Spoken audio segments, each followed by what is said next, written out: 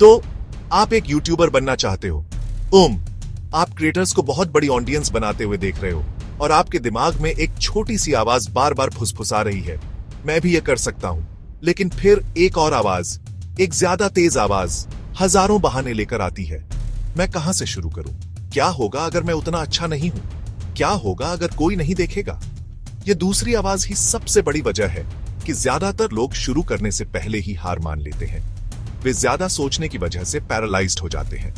वे सही कैमरे, सही आइडिया, सही पल का इंतजार करते हैं। मैं आपको अभी एक बात बताता हूं, सही पल जैसी कोई चीज नहीं होती। सही पल आज है 19 सितंबर 2025। यह परफेक्ट होने के बारे में नहीं है, यह शुरू करने के बारे में है। असली समस्या एम्बिशन और एक्शन के बीच एक बहुत बड़ा गैप है। यह ऐसे उस गैप को भरने के लिए आपका रोड मैप है। यह एक प्रैक्टिकल, नो फ्लफ 30 दिन का ब्लूप्रिंट है। आप सिर्फ एक यूट्यूबर बनने की प्लानिंग नहीं करेंगे, आप काम करके एक यूट्यूबर बनेंगे। अब समय है कंज्यूम करना बंद करने और क्रिएट करना शुरू करने का। चलो काम पर लगते हैं। पहला हफ्ता पूरी तरह से स्ट्रैटेजी के बारे में है, लेकिन उस तरह की नहीं जिसमें महीनों तक मार्केट रिसर्च और फोकस ग्रुप्स शामिल हों। यह तेज प्रैक्टिकल स्ट्रैटेजी है। आपका पहला काम है अपना क्यों डिफाइन करना और अपनी नाइश चुनना। सिखाने के लिए, मनोरंजन करने के लिए, अपने बिजनेस के लिए, एक ब्रांड बनाने के लिए इसे लिखो। आपका क्यों वह ईंधन है जो आपको तब चालू रखेगा जब आपके 5वें वीडियो पर 0 व्यूज आएंगे। अगला, एक निश चुनो। हर किसी के लिए सब कुछ बनने की कोशिश मत करो, नैरो जाओ। व्यस्त लोगों के लिए 5 सामग्री वाली वेगन रेसिपीज चुनो। बिना किसी उपकरण के 10 मिनट के होम वर्कआउट चुनो। स्पेसिफिक बनो। एक नैरो नीश आपके पहले सच्चे फैंस को खोजने का आपका शॉर्टकट है। अपनी ऑडियंस के बारे में सोचो। आप किससे बात कर रहे हो? उन्हें एक नाम दो। विजी ब्रायन, 35 साल का प्रोफेशनल, जल्दी हेल्थी खाने के आइडिया चाहता है। स्टूडेंट सारा, 20 साल की, बजट फ्रेंडली स्टडी टिप्स ढूंढ रही है। आप फेसलेस एल्गोरिथम से नहीं, ब्रायन या सरा से बात कर रहे हो। उनके पेन पॉइंट्स पर ब्रेनस्टॉर्म करने में एक दिन बिताओ। वे यूट्यूब सर्च बार में क्या सवाल टाइप कर रहे हैं। इस हफ्ते के अंत तक आपकी नाइच, आपकी ऑडियंस प्रोफाइल, 50 आइडिया की एक लिस्ट, एक बेसिक सेटअप नींव रखी जा चुकी है। हफ्ता 2 वह है जहां असली काम शुरू होता है। अब प्लानिंग बंद करने और क्रिएट करना शुरू करने का समय आ गया है। अपनी लिस्ट से एक आइडिया चुनो और एक स्क्रिप्ट लिखो। और जब मैं स्क्रिप्ट कहता हूं तो मेरा मतलब कोई word for word screen play नहीं है जो आपको एक रोबोट जैसा सुनाएगा। मेरा मतलब एक सिंपल आउटलाइन है। अपना हुक लिखो, वह जरूरी पहला वाक्य जो ध्यान खींचता है। अपने 3 से 5 मुख्य पॉइंट्स को बुलेट पॉइंट्स के रूप में लिस्ट करो। आखिर में अपना कॉल टू एक्शन लिखो। ये सिंपल स्ट्रक्चर आपको ट्रैक पर रखता है, बिना आपकी नेचुरल पर्सनैलिटी को छीने। इसे कुछ बार जोर से पढ़कर प्रैक्टिस करो।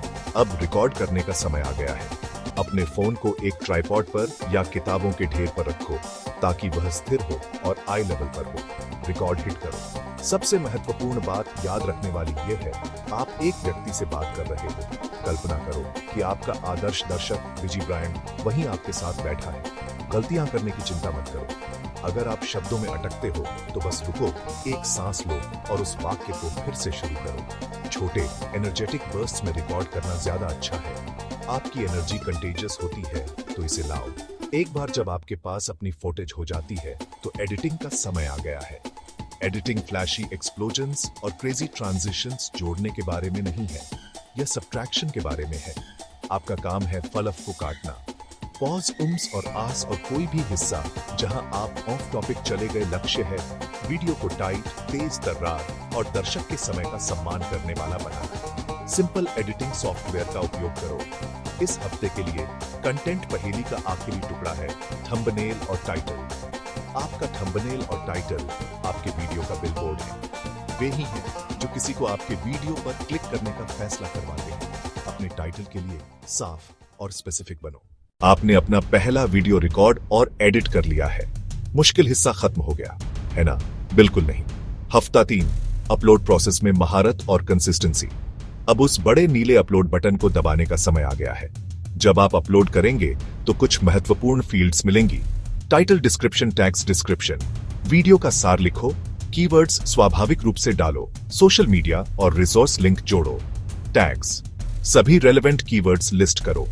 अब सबसे महत्वपूर्ण, शेड्यूलिंग। YouTube पर कंसिस्टेंसी किंग है। ऑडियंस और एल्गोरिथम को नियमितता के लिए ट्रेन करो। नए चैनल के लिए प्रति हफ्ते 8 वीडियो लक्ष्य। एक दिन और एक समय चुनो और टिके रहो। उदाहरण, हर मंगलवार शाम 4 बजे वीडियो पहले से अपलोड करके शेड्यूल करो। यह आखिरी मिनट का तनाव हटाता है और पोस्ट मिस न होने देता है। यह डिसिप्लिन शौकिया और गंभीर क्रिएटर्स अलग करती है। अब पहला वीडियो लाइव है, काम शुरू हुआ है। पहले 24 घंटे महत्वपूर्ण है। सिर्फ अपलोड करके प्रार्थना मत करो, इसे एक इनिशियल पुश दो। वीडियो लिंक शेयर करो, फेसबुक, इंस्टाग्राम, लिंक्डइन, एक्स, जहां भी मौजूद हो। इसे दोस्तों और परिवार को भेजो जो रुचि लें। उनसे कहो देखने के लिए, उनसे कहो कमेंट छोड़ने के लिए, उनसे कहो थम्स अप देने के लिए। यह इनिशियल एंगेजमेंट YouTube को संकेत देता है। स्पैम मत करो, शर्माओ मत, खुद का एडवोकेट बनो। इस हफ्ते में अगला वीडियो बनाओ, प्रक्रिया कभी नहीं रुकती। आपका कंटेंट बाहर है और शायद कुछ कमेंट्स आना शुरू हुए हैं। हफ्ता 4 में आपका स्वागत है। यह हफ्ता एंगेजमेंट और एनालिसिस के बारे में है। आपका काम सिर्फ क्रिएटर बनना नहीं है, यह कम्युनिटी बिल्डर बनना है। हर एक कमेंट एक अवसर है, हर एक का जवाब दो। लोगों को देखने के लिए धन्यवाद दो, उनके सवालों का जवाब दो, उनसे फॉलो अप सवाल पूछो। जब कोई आपके काम के साथ एंगेज होने में समय लगाता है, उन्हें एक्नॉलेज करना सबसे शक्तिशाली चीज है। यह पैसिव दर्शक को एक्टिव कम्युनिटी मेंबर में बदल देता है। यह एंगेजमेंट सिर्फ जवाब देने से आगे बढ़कर है। सुनो कि आपकी ऑडियंस आपको क्या बता रही है। क्या वे स्पेसिफिक सवाल पूछ रहे हैं? यह आपके अगले वीडियो का आइडिया हो सकता है। क्या उन्होंने कुछ बताया जो उन्हें पसंद आया? वह और ज्यादा करो। क्या उन्होंने कंस्ट्रक्टिव क्रिटिसिज्म दिया? उसे अपनाओ। आपके शुरुआती दर्शक आपके सबसे वैल्यूएबल फोकस ग्रुप है। ऑडियंस फीडबैक से कंटेंट बनाना लॉयल फॉलोइंग बनाता है। यह फीडबैक लूप सस्टेनेबल ग्रोथ का इंजन है। अब एनालिस्ट हैट पहनने और YouTube स्टूडियो में गहराई से उतरने का समय है। नंबर्स से डरो मत। अभी के लिए 3 मुख्य मैट्रिक्स पर ध्यान केंद्रित करो। पहला है क्लिक थ्रू रेट, CTR। यह बताता है कि थंबनेल देखने वाले कितने प्रतिशत लोग क्लिक करते हैं। एक कम CTR का मतलब हो सकता है कि आपके टाइटल्स या थंबनेल्स में सुधार की जरूरत है। दूसरा है ऑडियंस रिटेंशन ग्राफ, दिखाता है कि दर्शक कहां से छोड़ रहे हैं। क्या पहले 30 सेकंड में एक बड़ी गिरावट है? आपका हुक कमजोर हो सकता है। क्या कोई ऐसा बिंदु है जहां हर कोई छोड़ देता है? देखने के लिए तीसरा मैट्रिक है वॉच टाइम। यह उन मिनट्स की कुल संख्या है जो लोगों ने आपके वीडियो देखने में बिताए हैं, और यह एल्गोरिथम के लिए सबसे महत्वपूर्ण रैंकिंग फैक्टर्स में से एक है। आपका लक्ष्य रिटेंशन और वॉच टाइम दोनों को अधिकतम करना है। छोटे इन्फॉर्म्ड एडजस्टमेंट्स करने के लिए डेटा का उपयोग करो। अब आप सिर्फ अनुमान नहीं लगा रहे हो, आप इटरेट कर रहे हो। बधाई हो, आपने 30 दिन का लॉन्च पूरा कर लिया। आप आइडिया से एग्जीक्यूशन तक पहुंच गए हो। आपने कई वीडियो पब्लिश किए हैं, एक रिदम बनाना शुरू कर दिया है। लेकिन एक बात साफ कर दें, यह फिनिश लाइन नहीं है, यह स्टार्टिंग लाइन है। असली काम अब शुरू होता है। कंसिस्टेंसी की हसल, हफ्ते दर हफ्ते दिखाना, यही एक क्षणिक हॉबी को एक लॉन्ग टर्म सफलता की कहानी से अलग करती है। अब बातचीत स्वाभाविक रूप से पैसे कमाने की तरफ मुड़ती है, लेकिन आपको मोनेटाइज करने का अधिकार कमाना होगा। ज्यादातर क्रिएटर्स के लिए मोनेटाइजेशन में पहला कदम YouTube पार्टनर प्रोग्राम है। शुरुआत में इन नंबर्स पर ज्यादा ध्यान मत दो। यदि आप लगातार वैल्यूएबल कंटेंट बनाने पर ध्यान केंद्रित करते हो, तो सब्सक्राइबर्स और वॉच टाइम अपने आप आ जाएंगे। लेकिन विज्ञापन सिर्फ पहेली का एक टुकड़ा है। बड़ा सोचो। जैसे जैसे आप एक ऐसी ऑडियंस बनाते हो जो आप पर भरोसा करती है, आप अन्य राजस्व धाराओं को अनलॉक करते हो। कुंजी पहले ऑडियंस बनाना है। YouTube पर जीतने का रहस्य धैर्य, दृढ़ता, वैल्यू प्रदान करने की सच्ची इच्छा। अब यहां आपका कॉल टू एक्शन है। पढ़ना बंद करो।